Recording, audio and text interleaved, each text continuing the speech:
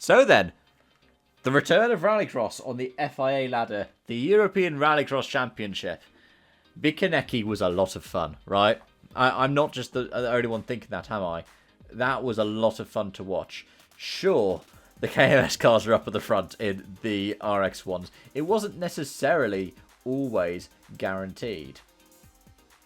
Or at least, that's not how it felt. Because, well, they didn't get the full sweep, did they? I think Kristoffersen was only the fastest in Q1. But you got to see other drivers up towards the front. You got to see the likes of Tapanen, Bakchuska, even someone like Andor Trepak.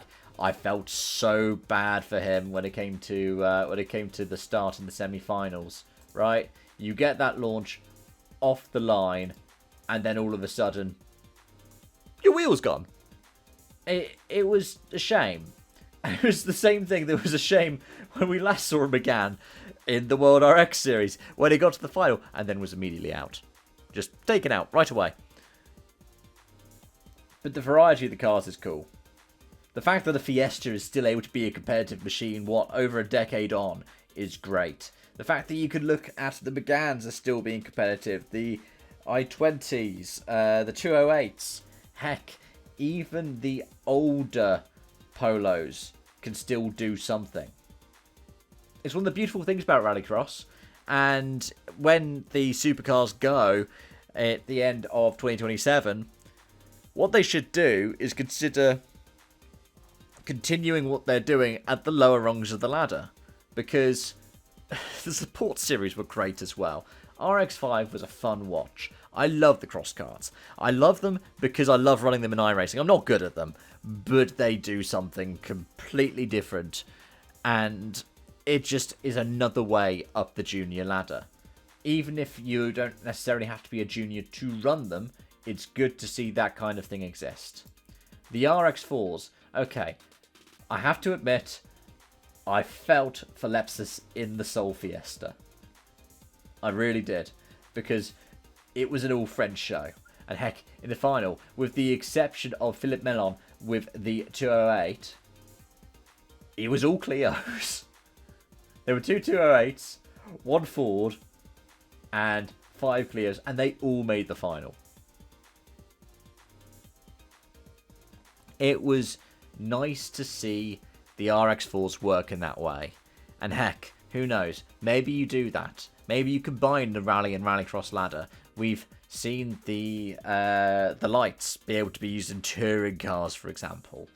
You could have then RX3 replaced with Rally 3 cars.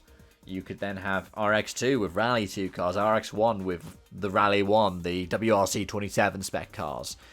You would have safe cars there. You could potentially go, okay, you could swap out the engine and have a 600 horsepower machine, but the common parts would make it more affordable, and it means that you keep things within the FIA framework. I do love the supercars. It's why I got into World RX when it first came about in 2014. I know European has been a thing for a long time, and I played a lot of the games where you could have those European Rallycross cars historically. But what I want to see is something that is sustainable for the long run in the future. And I know, as a WRC fan, it needs to be for the WRC as well as for Rallycross. I don't know. That feels like it could be a solution for me. Overall, I like that it's on YouTube. I like that you can watch all of them back. It's a shame there's no longer the Rally TV subscription, yeah. But at the end of the day, I think a lot of this stuff should be free to air where possible. I mean, the WRC has done that for Rally TV. Now you can watch it on, is it Pluto? You can watch it on. And yeah, I felt for a few drivers as well. Was it in the semis for RX3 that we saw those crashes? I'm glad everybody was okay. I really am. Because there was some really nasty incidents. We had a red flag, didn't we, in wasn't it semi-final 1? I think it was semi-final 1 for the RX3s. We saw that red flag. And hey, even in the didn't we have a flip as well in the RX3s? There was some really nice battling. There was some really good action. Overall, I'm just happy to see Rallycross back. Thanks for watching, folks. Thanks for joining. Let me know your thoughts in the comment section down below. And also, if you could recommend something that I could use for the backing footage outside of Dirt Rally 2, do let me know. If there's something in the set of course that has a good AI line, for example. Because as much as I love Dirt Rally 2.0, it's 100 gig install, and I don't want to have to keep 100 gig free so I can install it and uninstall it again and again and again. But thanks for watching, folks. Until next time, it's bye-bye for now.